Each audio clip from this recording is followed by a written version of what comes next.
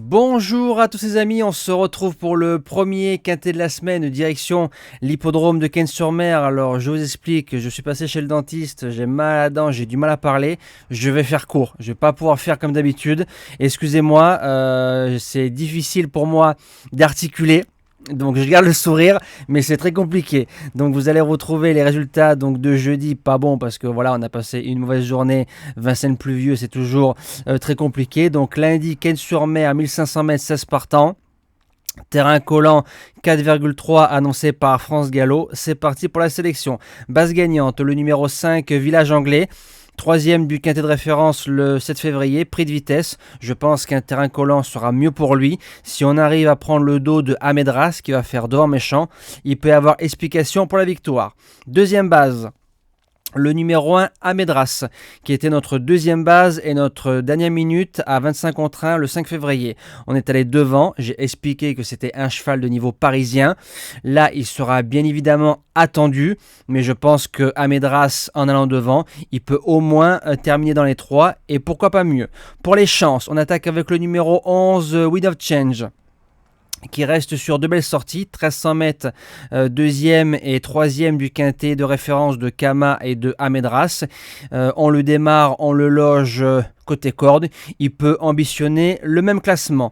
En quatrième position, le numéro 15, Sassika, qui est quatrième du quintet de référence.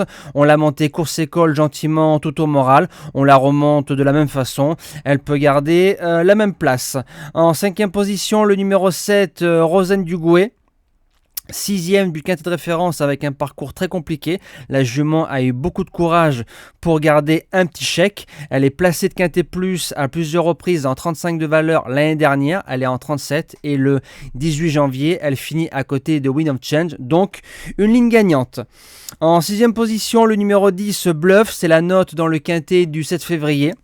Il a refait un peu le champ, le quintet de Village Anglais, tu le remontes de la même façon, tu bouges pas des 5. En 7ème position, le numéro 8, Passalito, qui vient de gagner le tout petit quintet du côté de Pau, mais très facilement. D'ailleurs, je crois qu'il y a un abonné qui l'a touché, bravo à lui, il se reconnaîtra. Le cheval passe en 36,5, retour sur le gazon, mais comme il arrive en forme, je préfère l'avoir avec moi que contre moi. Et je termine avec le numéro 2, Kama. Alors Kama, j'espère pas le coup de karma.